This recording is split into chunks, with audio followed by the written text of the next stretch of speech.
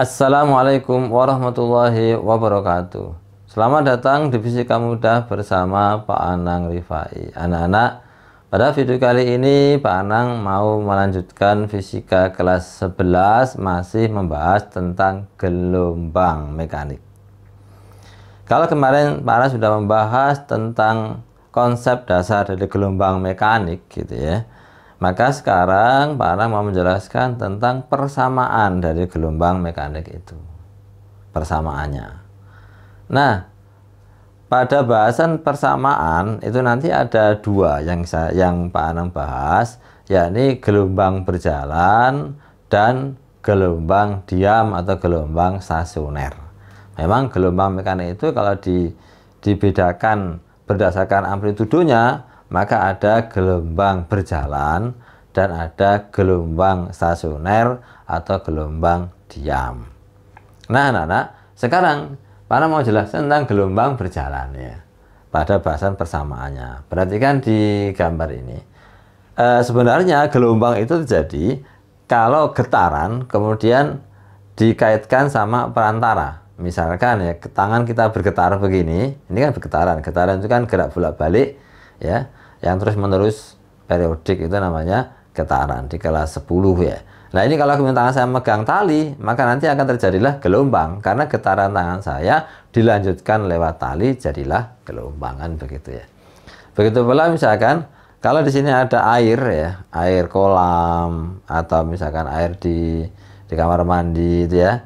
Kalau misalkan yang pakai bak ya, misalkan tangan saya gerak begini, tangan saya bergetar ini. Tapi kalau kemudian ada medium berupa air, entah di sungai atau air kamar mandi ya, nanti airnya akan terkena tangan saya, gitu ya. Akhirnya kemudian airnya ini bisa bergelombang. Jadi getaran tangan saya diteruskan oleh air, itulah namanya gelombang air, gitu ya. Kalau getaran tangan saya diteruskan oleh tali, namanya gelombang tali. Getaran pita suara saya dilanjutkan oleh udara, namanya bunyi, gelombang bunyi. Baik. Nah, sekarang kalau dari sini ini saya buat asal getaran. Jadi asal getarannya di sini, ya, asal getarannya. Nah, maka kemudian menghasilkan gelombang ya, mulai dari gunung gitu ya, lembah ya. Gelombang transversal gitu ya. Nah, maka harus difahami bahwa kemarin sudah saya singgung di video sebelumnya, puncak ini adalah simpangan tertinggi ya, simpangan tertinggi, maka ini namanya amplitudo. Nah, ini namanya amplitudo. Kemudian pada saat dia bergelombang, misalkan pada saat tertentu titik P di sini sampai titik tertentu titik P. Nah, ini simpangannya namanya Z. Z ini adalah simpangannya, posisi titik P menyimpang dari garis dasar ya, dari garis yang kita buat ini, namanya dia menyimpang sekian. Nah, persamaan itu menentukan berapa simpangannya. Nah, Z-nya ini bisa dihitung gitu ya. Nah, Z-nya ini bisa dihitung. Nah, kemudian posisi Z, posisi simpangan ini, posisi titik P ya, yang nyimpang ini kalau dihitung dari pusat getaran, maka sekiannya adalah X. Nah, ya, X itu adalah dihitung dari asal getaran, pusat getaran sampai titik yang kita maksud, titik yang kita hitung, gitu ya. Nah, lihat gambaran seperti itu, maka kemudian besarnya simpangan tadi Z itu bisa kita hitung dengan rumus A sin omega T plus minus KX. Ini rumusnya, rumus jadinya langsung aja. Nah, ini semua butuh dijelaskan satu persatu, biar nanti kalau misalkan mengerjakan soal itu biar bisa ya. Yang pertama, kalau tadi Z sudah ya, Z itu simpangan ya, simpangannya Z itu. Nah, simpangan itu satuannya meter ya, satuannya meter MKS ya. Terus A-nya amplitudo. Amplitudo itu adalah simpangan maksimum. Karena sama-sama simpangan, satunya sama, meter juga ya, meter senti itu amplitudo dan simpangan sama satuannya. Terus kemudian karena di sini bentuknya adalah seperti grafik sinus gitu ya, kan grafik sinusnya gini ya, grafik sinus gitu ya. Maka di sini gunakan sin gitu ya. Nah, sekarang ya, Di sini ada omega. Omega itu adalah kecepatan sudut. Ingat, gelombang itu sebenarnya dia adalah gerakan melingkar yang terus-menerus sebenarnya. Gerakan melingkar yang terus-menerus. Jadi kalau ini misalkan dari sudutnya deh, dari 0 ya, kemudian di sini 90, 180, 270, 360. Ini satu lingkaran nih. Jadi satu gelombang ini sama aja dengan satu lingkaran sebenarnya gitu ya. Cuma dia berulang terus gitu ya. Makanya di sini ada kecepatan sudutnya. Ya, sama dengan ketika bahas gerak melingkar itu ada omeganya, kecepatan sudut. Nah, ingat bahwa kecepatan sudut satuannya radian per sekon itu ada terkait sama frekuensi dan panjang gelombang. Nah, frekuensi omega atau kecepatan sudut menjadi sama dengan 2πf. 2pi dikalikan frekuensi. Atau kalau yang diketahui periode juga bisa 2pi per t. Jadi omega itu bisa juga untuk mencari frekuensi, juga bisa mencari periode. Misalkan pertanyaannya berapa frekuensi gelombang itu. Nah, itu bisa dicari dari omega ini. Nah, omega ini ada hubungannya dengan frekuensi dan periode. Sehingga kalau misalkan ada pertanyaan berapa frekuensinya, nanti di contoh soal akan ada soal begitu, maka caranya adalah omega dibagi 2pi. Ya, 2pi-nya ke sini ya. Omega dibagi 2pi. Nah, sekarang T ini waktu ya, waktu yang telah diperlukan oleh gelombang sampai TP, dari awal sampai P itu waktunya berapa. Itu disebutnya adalah T waktu. Kemudian di sini ada plus minus ya. Ada plus minus. Ini ada maksudnya gitu ya. Tak tuliskan di sini karena nggak cukup ya, tempatnya nggak ada. Tak ganti di sini ya. Plus minus itu ada maksudnya. Kalau dia itu plus, maka arah rambatnya ke kiri. Jadi merambatnya ke sana menuju asal getaran. Itu kalau soal itu di sini gunakan plus. Ingat plus ya. Misalkan kalau soal ini nggak ada plus minus begini, masih salah satu gitu ya. Z misalkan 2 sin bla bla bla T plus. Nah, gitu ya. Kalau plus berarti arah rambatannya ke kiri.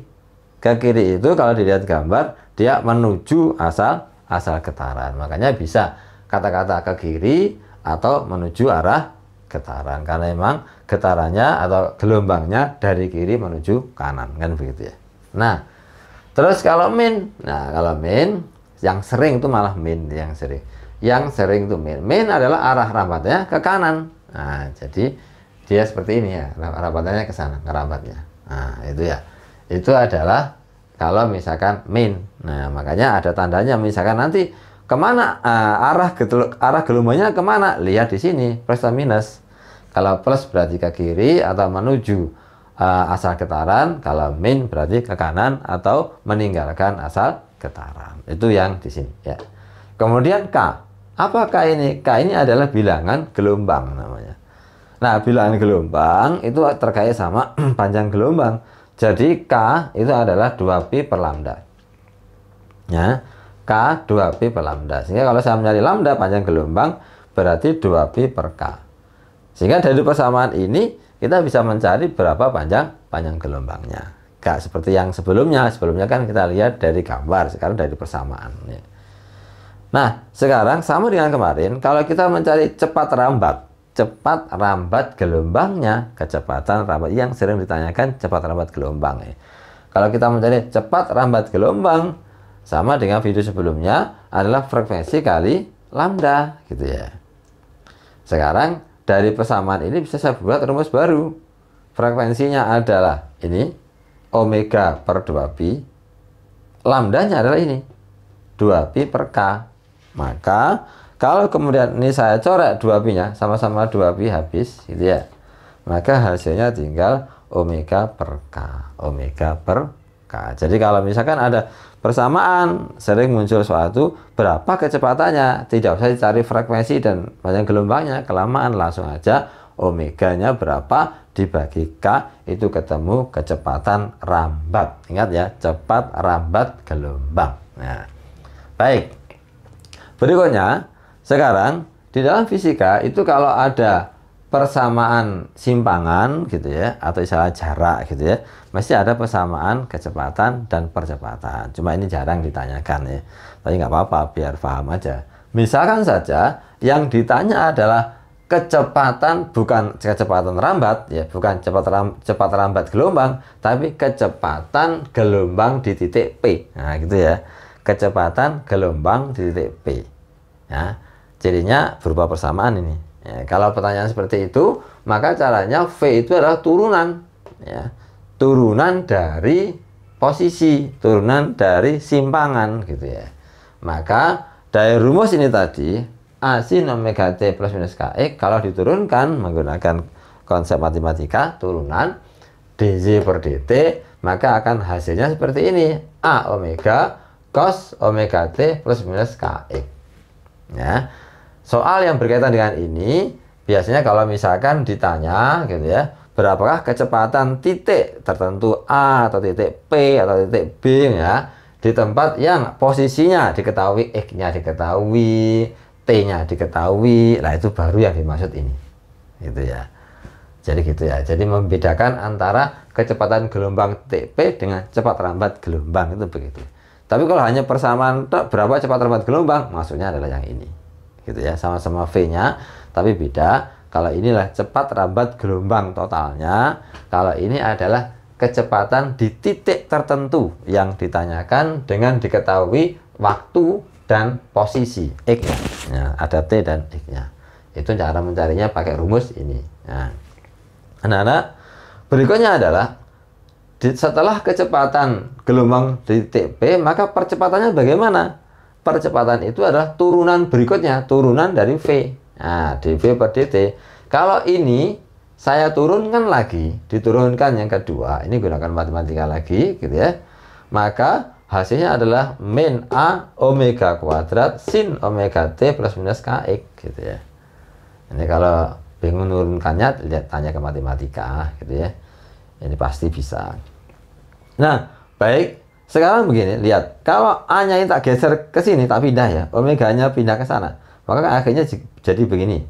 Min omega kuadrat A sin omega T plus minus Kx. Padahal tadi A sin omega T plus minus Kx itu sama dengan Z.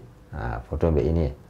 Sehingga kalau percepatan gelombang di titik P, di titik tertentu, maka A sama dengan min omega kuadrat Z. Nah, jadi kalau diketahui di titik P yang punya simpangan sekian, nah, berapakah kemudian percepatannya, tinggal pakai ini, min omega kuadrat Z. Gitu ya. Nah, itu adalah konsep tentang persamaan gelombang berjalan. Baik anak-anak, saya berikan dua contoh soal ya. Dua contoh soal. Nah, soal yang pertama, biar lebih paham konsep yang tadi, saya bacakan ya. Soal latihan 3.1 pada halaman 62 ya. Sebuah gelombang berjalan memenuhi persamaan Z sama dengan 0,02 sin 2pi dalam kurung T plus 2x tutup kurung dengan X dan Z dalam meter dan T dalam sekon. Tentukan A. arah rambat gelombang, B. amplitudo gelombang, C. frekuensi gelombang, D. panjang gelombang, E. cepat rambat gelombang. Sebenarnya masih ada F dan G, tapi belum tak jelaskan, nanti video berikutnya. Karena ditanyakan adalah sudut fase dan beda fase. Tidak cukup kalau saya gabungkan dengan video hari ini ya, video kali ini, karena itu terlalu panjang. Baik, 5 saja tak potong nih ya. Nanti untuk beda fase dan fase saya jelaskan pada video berikutnya. Nah, kalau ada soal seperti ini ya, Y sama dengan 0,02 sin 2pi dalam kurung T plus 2x gitu ya. Semuanya dalam satuan meter ya, ini semuanya dalam satuan meter. Jadi X sama Z semuanya dalam meter ya. Nah, kalau seperti ini, pertanyaannya adalah arah gelombangnya. Lihat di sini tadi plus ya. Kalau plus gitu ya, maka arahnya adalah ke kiri. Saya jawab di sini ya, ke kiri, ke kiri. Nah, atau menuju sumber getar gitu ya. Itu yang A. Kemudian yang B, pertanyaannya adalah amplitudo. Lah dari sini kelihatan ini nih. Yang ini adalah amplitudo ya. Kenapa? Karena sebenarnya ini kan sama aja dengan A sin. Nah, ini adalah kalau dimasukkan ke sini omega, kemudian dimasukkan ke sini kx kan itu ya. Omega t plus kx. Berarti ini adalah A ya. Ini adalah A. Maka amplitudonya bisa dilihat sama dengan 0,02. Satuannya karena semua meter, maka juga meter. Sekarang mencari frekuensi. Nah, agar bisa menentukan frekuensi tadi konsepnya harus dikaitkan dengan omega. Biar tidak bingung, persamaannya saya rubah dulu. J sama dengan 0,02 kemudian sin. Lah ini harus masuk kurung ya. Dalam kurung. Nah, ini adalah 2 pi t. Nah, kemudian plus, ingat ini harus kali ini ya. Nah, jadi 4 pi x. Nah, jadinya begini ya. Jadi 2pi kali T, 2pi kali 2X. Nah, gitu ya. Nah, akhirnya kita dapatkan bahwa nah, ini adalah omega. Ini adalah K. Nah, ini menentukannya begitu ya. Karena kan A sin omega T plus KX kan begitu. Nah, kalau sudah, kita mencari apa? Frekuensi. Nah, tinggal dari omega sama dengan 2pi F kan begitu.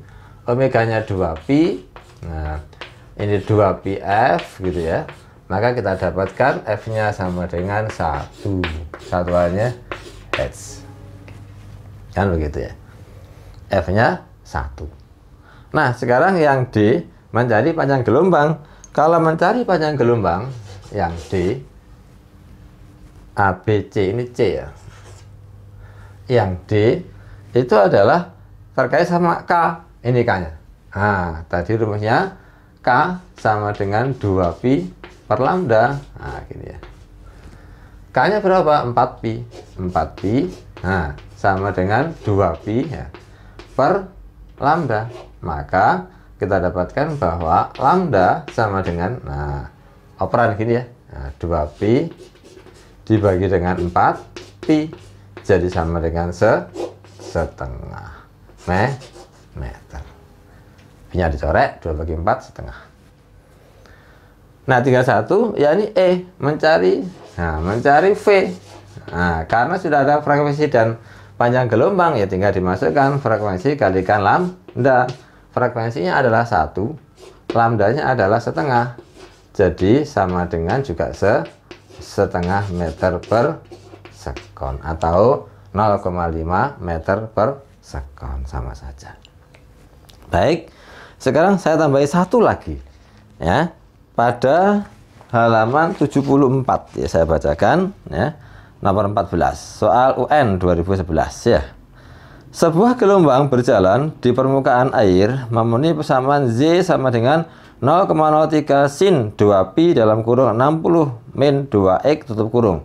Y dan X dalam meter T dalam sekon. Cepat lambat gelombang tersebut adalah. Nah, biasanya soal itu seperti itu. Yang dicari hanya cepat lambat saja. Nah, kalau yang dicari hanya cepat lambat saja, maka kita tidak perlu cari frekuensi, cari panjang gelombang, kelamaan gitu ya. Dari persamaan ini kita rubah dulu, kita buka kurungnya, maka ini ya jawab ya. Kita dapatkan Y-nya adalah 0,03, kemudian sin dalam kurung begini, 2pi kali 60 itu sama dengan 120 pi gitu ya. Kemudian min gitu ya. 2pi dikalikan 2x sama dengan 4pi x. Kalau min berarti dia menuju meninggalkan apa namanya? Meninggalkan sumber getar atau ke kanan. Nah, seandainya ditanyakan arah. Beda dengan yang tadi. Nah, sekarang ingat di sini gitu ya. Ini adalah omega, ini adalah K. Nah, A sin omega omega T min KX, T-nya ketinggalan. Nah, tadi soalnya ada T-nya enggak ya? Sebentar ya. T-nya, oh soalnya enggak ada T-nya. Mestinya harusnya ada T-nya. Ini ketinggalan ya. Jadi di sini saya tambah sendiri aja ya. Nah, harusnya ada T-nya. Nah, itu mungkin waktu yang ngetik itu kekurangan ya, kehilangan T-nya. Harus ada ya. Nah, jadi A sin omega T min KX. Nah, kita dapatkan 120 pi adalah omega, 4 pi adalah K. Nah, karena permintaannya hanya mencari V cepat lambat, tadi kan ada cara yang lebih cepat, tidak usah nyari frekuensinya berapa, lambdanya berapa, langsung aja pakai omega dibagi K. Nah, omeganya berapa? 120 pi. K-nya berapa? 4 pi. Nah, kan kita dapatkan di sini pi colek gitu ya. 120 dibagi 4 sama dengan 30 satuannya meter per sekon. Nah, ini anak-anak konsep tentang persamaan gelombang berjalan. Jangan lupa mengerjakan soal-soal yang setipe agar lebih paham. Kalau nggak paham bisa tanya di komentar. Insya Allah akan saya jawab. Demikian, semoga bermanfaat. Assalamualaikum warahmatullahi wabarakatuh.